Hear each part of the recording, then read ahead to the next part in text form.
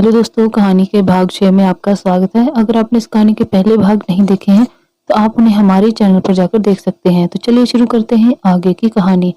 सामने खड़े आदमी ने तुरंत अपनी सफाई में कहा, सर हम कोशिश कर रहे हैं, कल तक ड्राइवर आपके सामने होगा। राधे ने एक नजर अपने सामने खड़े शख्स को देखा और सख्त लहजे में कहा, कल तक का समय है तुम्हारे पास। अगर तुम्हें कल तक का कुछ भी पता नहीं लगाना तो अपनी शक्ल दोबारा मत दिखाना, अब तुम जा सकते हो।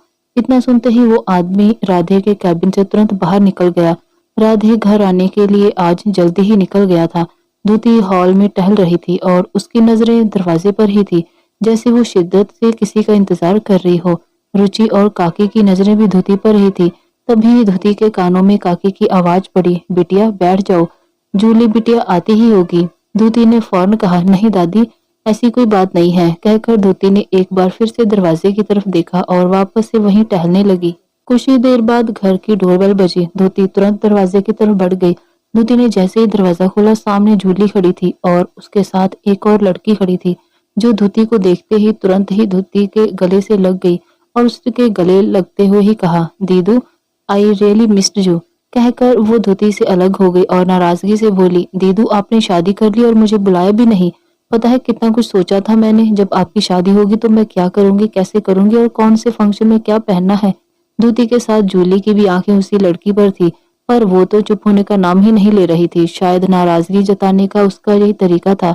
उसे चुप ना होता देख धोती ने उस लड़की से कहा, धोती मुस्कुराते हुए, प्रीशु प्रीशा धोती के चाचा और चाची की इकलौती बेटी, अंदर चलकर बात करें या यहीं खड़े खड़े गुस्सा करेगी। धोती की बात सुन प्रीशु ने अपना मुंह बना लिया और मासूमियत से कहा, दीदू। धोती मुस्कुरा दी। फिर धोती जूली और प्रीशु को अंदर ले आई। उसने प्रीशु को काकी और रुचि से भी मिलवाया। वो दोनों ही प्रीशु से मिलकर खुश थी। उसका नेचर ही ऐसा था। एक यही तो थी जो चाचा के घर में धोती से प्यार करती थी और उसकी मदद भी करती हर काम में। पर चाचा चाची को इसकी नजदीकी पसंद ही नहीं थी, इसलिए उन्होंने अपनी बेटी को दूसरे शहर हॉस्टल में पढ़ने भेज दिया था, ताकि दोनों एक दूसरे से दूर ही रहें।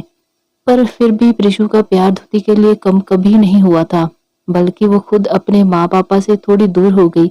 वो इस बात से बिल्कुल भी अनजान नहीं थी कि उसके मम्मी पापा उसके दीदू के साथ कैसा बर्ताव करते थे। इस वजह से वो अपनी मम्मी और अपने पापा से थोड़ी कटी कटी सी रहती थी और इसलिए वो जैसे ही मुंबई वापस आई, सबसे पहले जूली को कॉल करके अपनी दी से बात करना चाहा।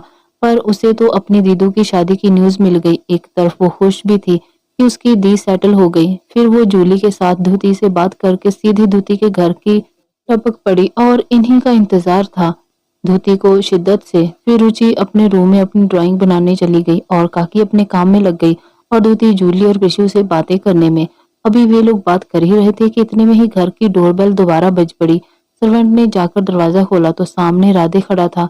वो तुरंत साइड हट गया। राधे अंदर आया। फिर वो अपने रूम की तरफ बढ़ ही रहा था कि इतने में ही उसके कानों में धोती की आवाज पड़ी, सुनिए। धोती की आवाज सुनते ही राधे के कदम रुक गए। धोती राधे की तरफ बढ़ गई और राधे धोती की तरफ पलट गया। धोती ने एक्साइटेड होकर जल्दी से राधे का हाथ पकड़ लिया और कहा, आप आ गए, मुझे आपसे किसी को मिलवाना है। कहकर धोती लगभग राधे को वहां से खींचती हुई ले गई। धोती के इस तरह के बचपने को देख राधे मुस्कुरा दिया और उसके साथ ही चल दिया। धोती जैसे ही अपनी प्यारी बहन प्रीशु के पास पहुंची, उसने राधे से प्रीशा को मिलवाते हुए राधे से कहा, ये मेरी बहन प्रीशा आज ही आई है। फिर वो प्रीशा की तरफ पलटी और उसने उससे राधे को मिलवाते हुए मुस्कुराकर कहा, और ये हैं तेरे जीजू और मेरे हबी। धोती के इतना कहते ही राधे के साथ ही जूली और प्रीशा भी धोती की तरफ देखने लगी। सबकी नजरें यूं खुद पर पाते ही धोती को ध्यान आया कि उसने अभी क्या कहा। उसने दांतों तले अपनी जीभ दबा ली। फिर धोती को फौरन बात बदलते हुए कहा, वो मैं कह रही थी कि इनसे मिल, ये तेरे जीजू और जूली के भी। ऐसा कहकर धोती ने अपने दांत दिखा दिए। धोती की ये हरकत देख राधे, जूली और प्रीशा तीनों मुस्कुराने लगे। जूली ने मन ही मन कहा, तेरा ये बचपना जो तूने कभी जिया ही नहीं और खुद के अंदर ही छुपाए रखा, वो अब नजर आ रहा है। तेरी खुशी, तेरी आंखों की ये चमक बता रही है। राधे से अच्छा हम सफर तुझे कभी मिल ही नहीं सकता था। ये सोचकर जूली मुस्कुरा दी। डिनर की सारी तैयारी हो चुकी थी। राधे और धोती ने जूली और प्रीशु को आज यहीं रोक लिया और राधे ने उन दोनों को के घरों से परमिशन भी ले ली थी। डाइनिंग टेबल पर सभी डिनर के लिए बैठे हुए थे। धोती बहुत खुश थी। उसके लाइफ के सबसे ज्यादा इम्पोर्टेंट लोग उसके साथ उसके पास जो थे, घर की डोरबेल फिर से बज पड़ी। सर्वेंट ने जाकर दरवाजा खोल दिया, पर ये क्या, सामने तो कोई भी नहीं था। उस सर्वेंट ने चारों तरफ अपनी नजरें घुमाई, पर वहां कोई भी नहीं था। अभी वो सर्वेंट वापस से दरवाजा बंद करने ही वाला था कि इतने में ही उसकी नजर सामने पड़े बॉक्स पर पड़ी। वो एक गिफ्ट बॉक्स था। सहस्त्रजीत एक रेस्टोरेंट में किसी का इंतजार कर रहा था। रह रहकर उसकी नजरें कभी एंट्रेंस की तरफ तो कभी अपनी घड़ी की तरफ ही थी। कुछ देर बाद एक आदमी एंट्रेंस पर आकर रुका। उसके काले शर्ट के साथ नीली जीन्स पहनी हुई थी, सर पर कैप पहन रखा था और उसके सांवले चेहरे पर हल्की दाढ़ी के साथ उसकी पर्सनैलिटी अलग ही लग रही थी। उस आदमी ने अपनी नजरें अपने चारों तरफ घुमाई और उसकी नजरें जाकर सीधे सहस्त्रजीत पर ही टिक गई। वो सीधा सहस्त्रजीत की तरफ बढ़ गया। वो आदमी आकर सहस्त्रजीत के सामने रखी एक खाली चेयर पर बैठ गया। उस आदमी को बैठते ही सहस्त्रजीत ने वेटर को बुलाकर 2 वाइन की फुल बोतल का ऑर्डर दे दिया। वो वेटर सर हिला के वहां से चला गया। वेटर के जाते ही सहस्त्रजीत ने उस आदमी से कहा, वाह तेजा, तू तो मेरी सोच से भी ज्यादा फास्ट है। तेजा ने अजीब नजरों से सहस्त्रजीत की तरफ देखते हुए कहा, क्या बकवास कर रहे हो? सहस्त्रजीत ने मुस्कुराकर कहा, तुम्हें नहीं पता मैं क्या कह रहा हूँ? तेजा ने सहस्त्रजीत को घूरा तो सहस्त्रजीत ने कहा, मैं ये कह रहा हूँ तुमने तो यहाँ पहुंचने से पहले ही राधे पर हमला करवा दिया। वैसे मानना पड़ेगा जिस आदमी को तुमने रखा था वो भी राधे के हाथ नहीं आया। कहकर सहस्त्रजीत मुस्कुरा उठा। तेजा ने अपने सामने टेबल पर रखा पानी का गिलास उठाया और एक ही सांस में पी गया और उसने नॉर्मली कहा, राधे पर हमला मैंने नहीं करवाया। ये सुनते ही सहस्त्रजीत ने हैरानी से तेजा की तरफ देखते हुए कहा, क्या तुमने नहीं किया? तेजा ने ना में अपना सिर हिला दिया। तो ये किसने किया? तब तक वेटर भी आकर उनका ऑर्डर टेबल पर रख गया था। सहस्त्रजीत ने 2 गिलास में वाइन डाला और एक गिलास तेजा की तरफ बढ़ा दिया। तेजा ने वाइन का गिलास उठाया और उसका एक सिप लेने के बाद उसने आराम से कहा, अब राधे अपने काम से हम जैसे कई लोगों के रास्ते का कांटा बना बैठा है, तो जाहिर है ये काम हम जैसे ही किसी शरीफ बंदे का होगा। कहकर तेजा ने अपने हाथ में पकड़ी हुई गिलास एक पल में ही खाली कर दी। सहस्त्रजीत की नजरें तेजा पर ही थी। तेजा ने आगे कहा, तुम अकेले ही दुश्मन नहीं हो। जब से आया है तब से मतलब हर किसी के रास्ते का रोड़ा बना हुआ है। पर यह भी बात है कि ऐसा पहली बार हुआ है कि राधे पर हमला हुआ और हमला करने वाला राधे से बच निकला। पर मुझे लगता है वो ज्यादा दिनों तक बचने वाला नहीं है। तेजा ने सोचते हुए कहा। सहस्त्रजीत ने गुस्से से कहा, मैंने तुम्हें यहाँ राधे की बर्बादी के लिए बुलाया है, उसकी तरफदारी के लिए नहीं। तेजा ने सहस्त्रजीत की तरफ देखा और मुस्कुरा दिया। फिर कहने लगा, उसे बर्बाद करने के बारे में सोचा भी ना तो उससे पहले तुम ही ना बर्बाद हो जाओ, ध्यान रखना। कहकर तेजा वहां से उठा और चला गया। सहस्त्रजीत तो बस देखता ही रह गया। राधे डिनर के बाद अपने रूम में चला गया और धुति, प्रिशा और जूली के साथ रुचि के रूम में। वे चारों अपने ही में व्यस्त हो गई और राधे के रूम में जाने के बाद एक सर्वेंट ने राधे के रूम का दरवाजा नॉक किया। राधे ने दरवाजे की तरफ देखा तो एक सर्वेंट हाथ में गिफ्ट बॉक्स लिए खड़ा था। ये वही बॉक्स था जिसे किसी ने दरवाजे पर ही छोड़ दिया था। राधे ने अपनी भवें उचकाई और उस सर्वेंट से पूछा, ये क्या है सर्वेंट साहब? ये बाहर ही कोई छोड़ गया था। राधे ने ये सुना और सर्वेंट से उस बॉक्स को सामने टेबल पर रखने का इशारा किया और खुद अपने में बिजी हो गया और सर्वेंट बॉक्स को टेबल पर रखकर ही चला गया। कुछ देर बाद राधे का काम खत्म हो गया था। राधे ने दरवाजे की तरफ देखा। धुति अब तक नहीं आई थी। वो उसका इंतजार कर रहा था। कुछ ही पलों बाद राधे को जैसे कुछ याद आया। वो पास के टी टेबल पर रखे गिफ्ट बॉक्स की तरफ बढ़ गया। राधे ने गिफ्ट बॉक्स लिया और जाकर बेड पर बैठ गया। राधे ने वो बॉक्स अनपैक किया। उस बॉक्स में 2 छोटे छोटे बॉक्स थे और एक छोटा सा मुड़ा हुआ कागज था जिस पर कुछ लिखा हुआ था। राधे ने वो कागज उठा लिया और खोलकर पढ़ने लगा। उस कागज पर लिखा था, तुमने शादी कर ली और बताया भी नहीं। चलो कोई बात नहीं, अब शादी हो ही गई है तो उपहार तो बनता ही है। ये हमारी तरफ से तुम्हारे और तुम्हारी पत्नी के लिए तुम्हारा दूसरा उपहार।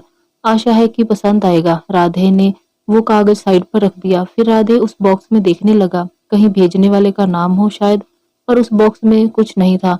राधे ने उस कागज में लिखी बात थोड़ी अजीब लगी पर उसे कुछ समझ नहीं आया। उसने अपना सर झटका और उस बॉक्स को वापस से बंद किया और वहीं साइड में रख दिया। फिर खुद वापस से आकर बेड पर लेट गया और अपनी आंखें बंद कर ली। दूसरी तरफ धुति, जूली और रुचि और प्रिशा से बातें करने में इतनी बिजी हो गई कि उसे ध्यान ही नहीं दिया कि वो तीनों कब सो गई थी।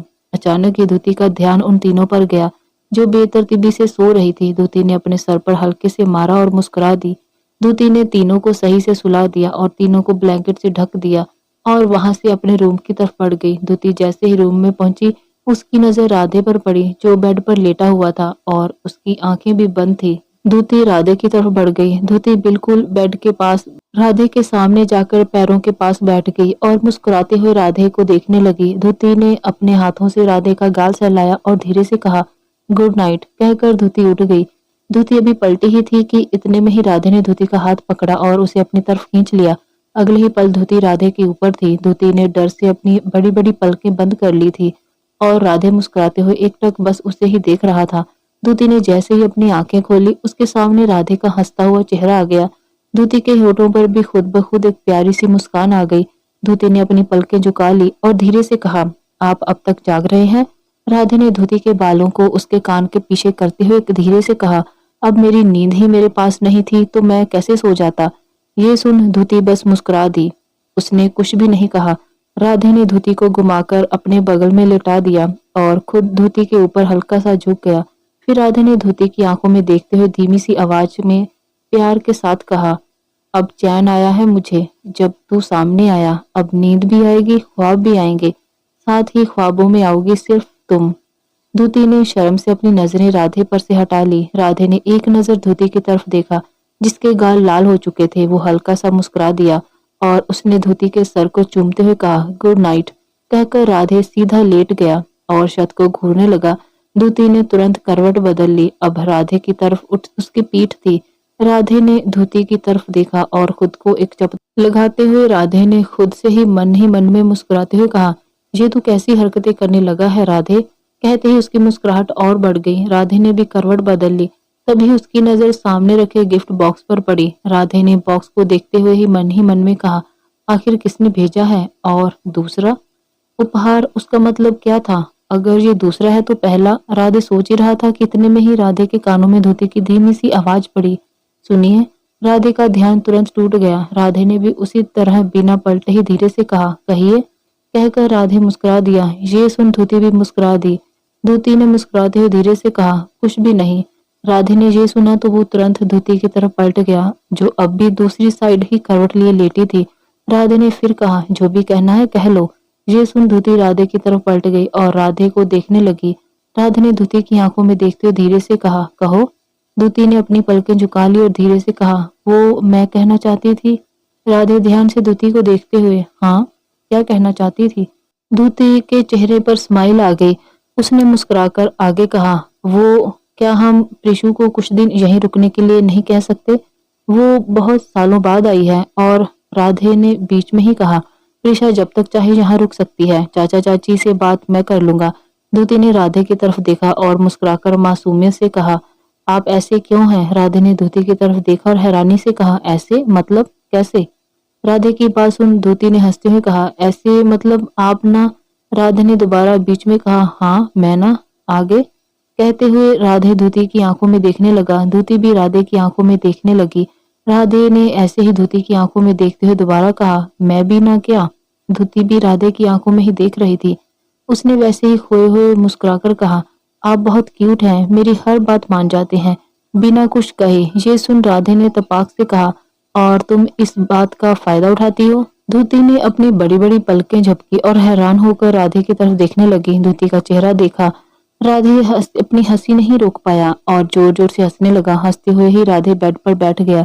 धुति ने राधे की तरफ देखा जो किसी बच्चे की तरह हंस रहा था और फिर धुति ने अपना छोटा सा मुंह बना लिया और वो भी बैठकर राधे को घूरने लगी अपनी मासूम सी आंखों से। राधे की नजर जैसे ही धुति पर पड़ी, उसने तुरंत ही हंसना बंद कर दिया। फिर कुछ पल की खामोशी के बाद राधे ने क्यूट सी हल्की स्माइल के साथ धुति को देखकर कहने लगा, मैं तो मजाक कर रहा था। धुति ने राधे की तरफ देखा पर कहा, कुछ भी नहीं। तो राधे ने फिर मासूमियत से कहा, सच्ची में? धुति ने राधे की तरफ देखा जो बड़ी मासूमियत से धुति की तरफ देख रहा था, जैसे कोई बच्चा गलती करने के बाद सामने वाले से माफी की उम्मीद में हो। धुति राधे की हरकत देखकर मुस्कुरा दी। फिर उसने राधे से बड़ी मासूमियत से पूछा, क्या सच में मैं आपका फायदा उठाती हूँ? कहकर धुति ने अपनी बड़ी बड़ी पलकें झपकी। राधे ने धुति की तरफ देखा और मुस्कुराकर प्यार से कहा, तुम्हारा हक है। राधे की बात सुन धुति के चेहरे पर मुस्कुराहट और बढ़ गई। राधे के चेहरे पर भी स्माइल थी। फिर राधे ने टाइम देखते हुए कहा, चलो अब सो जाओ, देखो कितना लेट हो गया है। और तुम कितनी जल्दी उठ जाती हो। धूती धीरे से उदास होकर कहा, बस आदत है जल्दी उठने की। राधे ने धूती की तरफ देखा, जिसने मायूसी से अपना सर झुका रखा था। धूती को ऐसे देख राधे धूती की तरफ बढ़ गया और उसे अपने गले से लगा लिया। धूती ने भी राधे को अपने गले से लगा लिया। राधे धूती से अलग हुआ और उसने धूती का चेहरा अपने हाथों में लेकर कहा, तुम जब यूं उदास और मुझसे नाराज होती हो ना। धूती मासूमियत से राधे की तरफ देखकर उसके आगे कहने का वेट करने लगी। राधे ने आगे कहा, ये मुझे पसंद नहीं। कहकर राधे ने धूती को लेटा दिया और उसे ब्लैंकेट उड़ा दिया और खुद वहां से जाने लगा। धूती ने राधे को जाते देखा तो तुरंत कहा, सुनिए। राधे धूती की तरफ मुड़ा और उसने मुस्कुराते हुए कहा, हाँ कहो। धूती ने एक पल राधे की तरफ देखा और कहा, आप कहाँ जा रहे हैं इस वक्त। राधे ने मुस्कुराकर कहा, कहीं भी नहीं, बस सोचा कि तारों से थोड़ी बातें कर लूं। धूती तुरंत उठकर बैठ गई और उसने तपाक से कहा, आपको तारों से क्या बातें करनी है, आप हमसे बातें कर सकते हैं। धूती ने मासूमियत से कहा। उसे देख राधे ने मुस्कुराकर घड़ी की तरफ इशारा किया। धूती ने अपनी नजर घड़ी की तरफ डाली तो उसमें 12:50 हो रहे थे। फिर धूती ने राधे की तरफ देखा और मुंह बनाकर उसने राधे से कहा, पर मुझे नींद नहीं आ रही है। राधे ने यूं ही मजाक में कहा, मैं लोरी सुनाऊं। धूती की आंखें चमक गई। वो तुरंत राधे की तरफ बढ़ गई और उसने राधे से कहा, आपको आता है गाना। राधे ने तुरंत जवाब दिया, बिल्कुल नहीं। ये सुन धूती का मुंह बन गया और वो किसी रूठे हुए बच्चे की तरह राधे से मुंह फेर कर बैठ गई। अगले ही पल धूती के कानों में राधे की आवाज पड़ी, जो उसके लिए गा रहा था। धूती तुरंत राधे की तरफ पलट गई, जो बेड पर ही उसकी साइड पीठ किए बैठा था, और उसकी आवाज, हाय। धूती के चेहरे पर बड़ी वाली स्माइल आ गई। रात है सोई सोई, चांद भी खोया खोया, कर लो दिल की बात। धूती तुरंत राधे की तरफ बढ़ गई और राधे के बगल में बैठ के ध्यान से राधे को सुनने लगी। राधे ने गाते हुए धूती की तरफ देखा, जो गौर से उसे ही देख रही थी। राधे पीछे हुआ और बेड पर टिक के बैठ गया। उसने धूती का सिर अपनी गोद में रखकर उसे लेटा दिया और उसे किसी छोटे बच्चे की तरह ही सुलाने लगा। राधे की नजर धूती पर ही थी। गाना खत्म होने पर भी जब धूती ने कोई रिएक्ट नहीं किया तो राधे मुस्कुरा दिया और धूती को ठीक से बेड पर लेटा दिया। धूती के चेहरे का सुकून देख राधे को भी सुकून मिला। राधे ने उसे ब्लैंकेट ओढ़ा दिया और खुद भी लेटकर उसने अपनी आंखें बंद कर ली, और कब उसकी आंख लग गई उसे भी पता नहीं चला। रात गहरी होती चली गई और फिर चांद तारे भी बदलों में छिपने लगे, पंछी चहचहाने लगे और सुबह का उजाला चारों तरफ फैल गया। धूती की आंखें जैसे ही खुली उसकी नजरें राधे को ढूंढने लगी, पर राधे तो था ही नहीं वहां आसपास। धूती बेमन से उठी और तैयार होने चली गई। राधे अपने ऑफिस के कैबिन में बैठा था। उसके सामने वही गिफ्ट बॉक्स रखा हुआ था। उसके सामने रोहित और साथ में एक और आदमी बैठा हुआ था, जिसने कहा था कि कल तक राधे पर हमला करने वाले का पता लगा लेगा। राधे ने अपने सामने बैठे हुए आदमी की तरफ देखा और कहा, तो क्या पता चला तुम्हें अब तक।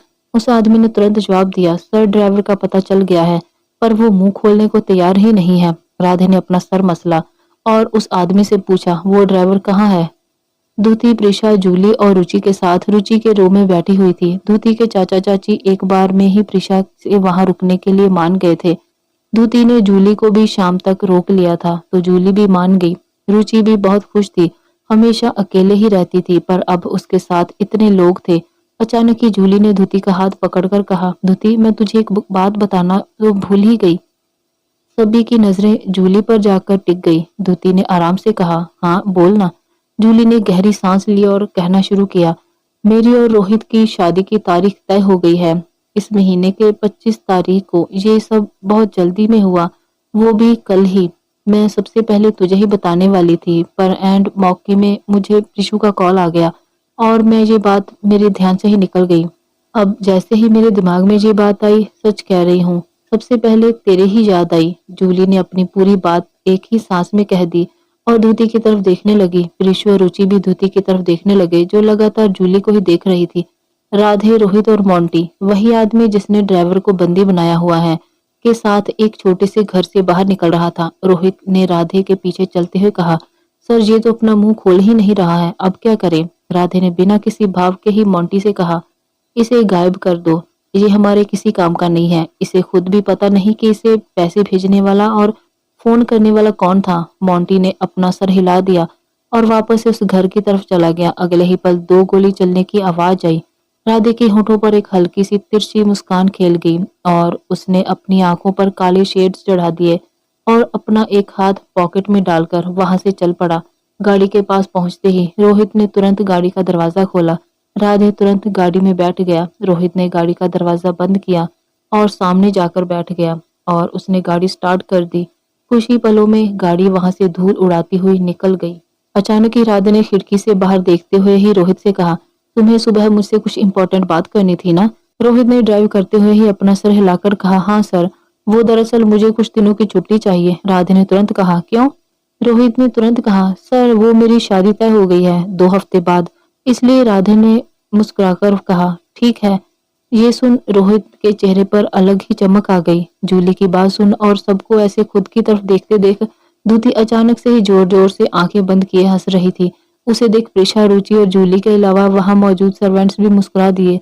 दूती ने हंसते हुए ही कहा, तू तो ऐसे रिएक्ट कर रही है जैसे पता नहीं कितनी बड़ी गलती की है, हो जाता है कभी कभी।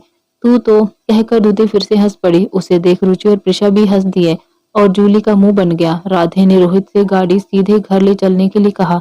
रोहित ने सिर हिला दिया और गाड़ी सीधा राधे के घर की तरफ ही घुमा दिया। राधे की गाड़ी अभी तक घर पहुंची ही थी कि इतने में ही राधे की गाड़ी के सामने एक और गाड़ी आ गई। रोहित ने एकाएक तुरंत गाड़ी रोक दी। राधे ने गुस्से से कहा, ध्यान कहाँ है तुम्हारा?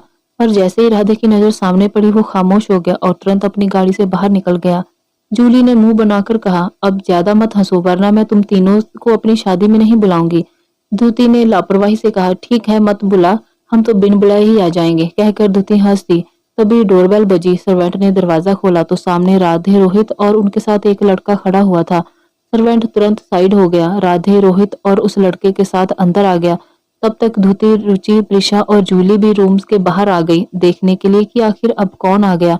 रोहित को देखते ही जूली खुश हो गई और राधे को देख धूती के चेहरे पर भी चमक आ गई। पर अगले ही पल धूती ने राधे को घूरा और उस पर से अपनी नजरें हटा ली और राधे के साथ आए हुए लड़के को देखने लगी। और वहीं राधे के साथ आए लड़के को देख प्रिशा के एक्सप्रेशन ही चेंज हो गए। वो गुस्से से उसे घूर रही थी और उसके ठीक ऑपोजिट वो लड़का प्रिशा को अपने सामने देख हैरान होने के साथ साथ खुश भी हो गया था। अचानक रुचि सामने आई और तेज कदमों से उस लड़के की तरफ बढ़ गई और उसे गले लगाते हुए कहने लगी, संधू भाई आप आ गए? वो लड़का मुस्कुरा दिया। लड़के ने मुस्कुराकर रुचि से कहा, बिल्कुल मेरी लड्डू। रुचि भी मुस्कुराने लगी। उसने मासूमियत से कहा, आप मेरे लिए चॉकलेट तो लाए हैं ना? लड़के ने अपने कंधे पर पकड़ा बैग उतारा और उसमें से चॉकलेट्स निकालकर रुचि को देते हुए ही उसने कहा, बिल्कुल, अब भला बिना चॉकलेट के मुझे यहाँ कभी एंट्री मिली है? यह कहकर वो मुस्कुरा दिया। रुचि ने भी चॉकलेट लिए और मुस्कुराकर कहा, बिल्कुल, लव यू भाई। राधे तुरंत उनके बीच आया। उसने कहा, रुचि चॉकलेट्स कुछ ज्यादा नहीं है? रुचि ने अपने हाथ में पकड़े उन चॉकलेट्स की तरफ देखा, फिर मासूमियत से अपना सर हाँ में हिला दिया। राधे मुस्कुरा दिया और उसने आगे कहा, गुड, तो तुम ज्यादा चॉकलेट नहीं खाओगी? रुचि तुरंत अपना सिर हिलाकर हामी भर दी। फिर राधे बाकी के लोगों दूती, प्रेशा और जूली की तरफ पलटा और कहने लगा, दूती ये मेरा भाई है संदर्भ, संदर्भ चौहान। अभी अभी इसकी पढ़ाई कंप्लीट हुई है और चाचा जी ने इसे मेरे पास भेजा है। वो बिजी हैं, वो तो चाहते हैं कि मैं इसे अपने साथ ही रखूं हमेशा, ताकि ये कुछ सीख सके जिससे चाचा के बाद उसकी कंपनी को ये संभाल सके। दूती हल्का सा मुस्कुरा दी। फिर राधे ने संदर्भ की तरफ देखा और कहा, ये तुम्हारी भाभी है। संदर्भ ने हैरानी से राधे की तरफ देखा पर कहा कुछ भी नहीं और तुरंत दूती की तरफ पलटा और उसके कदमों में लगभग गिरते हुए उसने कहा, प्रणाम भाभी माँ। दूती ने उसे उठाते हुए कहा, ये आप क्या कर रहे हैं? संदर्भ ने इत्तेफाक से कहा, अपनी भाभी माँ के पैर छू रहा हूँ। वैसे भी भाई ने तो बिन बताए शादी कर ली, मुझे बताया भी नहीं। संदर्भ ने मायूसी से राधे की तरफ देखा तो राधे उसकी तरफ बढ़ा और उसे गले लगाकर कहने लगा, तेरे लास्ट एग्जाम्स का टाइम था और सब कुछ जल्दी में हुआ, फैमिली में किसी को भी नहीं पता है इस बारे में। संदर्भ मुस्कुरा दिया और कहने लगा, मतलब मैं लकी हूँ जो इतनी प्यारी भाभी से मिलने का मौका मुझे पहले ही मिल गया। उसकी बात सुन सब मुस्कुरा दिए पर प्रिशा तो हैरान होकर उसे ही देख रही थी। राधे ने फिर प्रिशा की तरफ इशारा करते हुए कहा, और ये है तुम्हारी प्यारी भाभी की प्यारी बहन प्रिशा। संदर्भ ने प्रिशा की तरफ देखकर मुस्कुराते हुए कहा, हाय प्रिशा। प्रिशा ने भी अपने होठों पर जबरदस्ती की स्माइल बिखेरते हुए कहा, हाय। फिर राधे ने जूली की तरफ इशारा किया और कहा, और ये है तुम्हारी भाभी की बेस्ट फ्रेंड और रोहित की होने वाली वाइफ जूली है। संदर्भ ने खुशी से कहा, पाए लागू भाभी जी।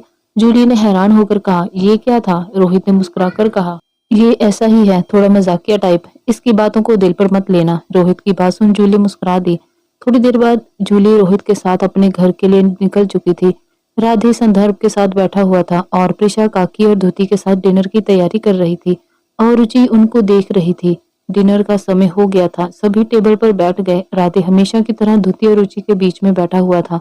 प्रिशा धुति की दूसरी साइड पर आकर बैठ गई। प्रिशा के बैठते ही संदर्भ भी आकर प्रिशा के बगल में बैठ गया। प्रिशा ने चिढ़कर संदर्भ की तरफ देखा तो संदर्भ मुस्कुरा दिया। काकी और धुति ने सबको खाना सर्व किया और काकी भी उनके साथ ही डिनर के लिए बैठ गई। सभी अपना डिनर करने लगे और संदर्भ प्रिशा को घूरने लगा, जिससे प्रिशा को गुस्सा आने लगा। प्रिशा ने धीरे से संदर्भ से कहा, अपना खाना खाओ और मुझे घूरना बंद करो। संदर्भ ने मुस्कुराकर प्रिशा की आंखों में देखा और कहा, तुम्हें पता है ना, जब तुम मुझ पर गुस्सा करती हो तो मुझे तुम पर और ज्यादा प्यार आ जाता है।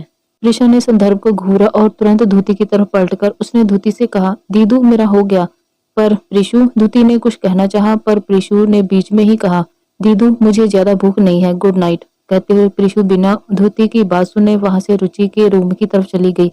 संदर्भ बस उदासी से उसे जाते हुए देख रहा था। धुति ने कहा, ये लड़की बिना इसने खाना भी नहीं खाया। संदर्भ ने भी अपनी जगह से उठते हुए कहा, मेरा भी हो गया, गुड नाइट भैया भाभी। कहकर संदर्भ तेजी से अपने रूम की तरफ बढ़ गया, किसी को भी कुछ भी कहने का मौका दिए बगैर। धुति और राधे ने हैरान होकर एक दूसरे की तरफ देखा पर उनके पास कहने को कुछ भी नहीं था। संदर्भ अपने रूम में परेशानी से चक्कर काट रहा था और कुछ सोच रहा था। तभी उसके रूम का दरवाजा खुला और राधे अंदर आया। उसके हाथ में दूध का गिलास था, जिसे देखकर संदर्भ ने मुंह बनाकर कहा, भाई मैं बच्चा नहीं हूँ, मुझे दूध नहीं पीना, आप प्लीज ले जाइए इसे। राधे ने तुरंत कहा, मैंने कहा था तुम्हारी भाभी को, पर वो मानी ही नहीं। संदर्भ ने हैरानी से राधे की तरफ देखा। ठीक है। उसी समय संदर्भ के कानों में धुति की आवाज पड़ी, पी लीजिए देवर जी, आपने खाना भी नहीं खाया। धुति के हाथ में एक दो और दूध के गिलास थे, जिसे देख संदर्भ ने तुरंत कहा, इतना सारा, आप लोगों ने दूध की फैक्ट्री खोल रखी है क्या? संदर्भ की इस हरकत पर धुति ने मुस्कुराकर कहा, ये आपके लिए नहीं है, रुचि और प्रिशु के लिए है। संदर्भ ने एकदम सुर में कहा, ओह। धुति ने दोबारा कहा, चलिए अब जल्दी से आप दूध पी लीजिए, वरना मैं यहाँ से हिलने वाली नहीं हूँ। संदर्भ ने लाचारगी से राधे की तरफ देखा तो राधे ने अपने कंधे उचका दिए। संदर्भ ने भी बेमन से दूध का पूरा गिलास खत्म किया। ये देख धुति मुस्कुरा दी और रुचि के कमरे में चली गई। राधे भी मुस्कुराते हुए संदर्भ के रूम से बाहर चला गया और सीधे अपने रूम की तरफ बढ़ गया। धुति ने रुचि और प्रिशा को भी दूध का गिलास दिया और वो सीधा अपने रूम में चली गई। रूम में राधे धुति का ही इंतजार कर रहा था, पर ये क्या, धुति ने राधे को पूरी तरह से इग्नोर कर दिया और जाकर सीधा अपने बेड पर लेट गई और ब्लैंकेट से खुद को पूरी तरह से ढक लिया। राधे तो बस हैरान होकर धुति की ही हरकतें देख रहा था। दूसरी तरफ संदर्भ को नींद नहीं आ रही थी, वो बस अपने ही रूम में बेचैनी से चक्कर काटे जा रहा था। राधे ने धुति की तरफ देखा और फिर भी वो उसकी तरफ बढ़ गया। रुचि के रूम का दरवाजा खुला। संदर्भ ने अंदर झांक कर देखा तो रुचि सो रही थी, पर प्रिशा अपनी जगह से गायब थी। संदर्भ ने मन ही मन में सोचा, ये इस टाइम पर कहाँ चली गई। संदर्भ अभी सोच ही रहा था कि इतने में ही उसके कानों में एक आवाज पड़ी, क्या हो रहा है? संदर्भ ने बिना आवाज की तरफ देखे धीमी आवाज में कहा, कुछ नहीं, जाओ यहाँ से। कहते हुए उसे ध्यान आया तो उसने तुरंत पीछे पलटकर देखा तो पीछे प्रिशा हाथ में पानी की बोतल लिए उसे अपनी हैरान आंखों से देख रही थी। संदर्भ ने प्रिशा को अपने सामने देखकर कहा, तुम्हें ही देखने आया था। प्रिशा ने संदर्भ को घूरा, फिर रूम में जाकर अपने उसने पानी की बोतल रखी और वापस से संदर्भ के सामने आई और उसे रूम से लगभग बाहर धकेलते हुए कहने लगी, अब मेरे सामने बिल्कुल भी आने की जरूरत नहीं है, निकलो यहाँ से। कहकर प्रिशा ने जैसे ही दरवाजा बंद करना चाहा, संदर्भ ने अपना हाथ बीच में ला दिया। राधे जाकर धुति के बगल में लेट गया और उसने धीरे से धुति से कहा, सो गई? अगले ही पल धुति की आवाज आई, हाँ। राधे के चेहरे पर स्माइल आ गई। उसने आगे कहा, मुझे लगा जगी हुई हो।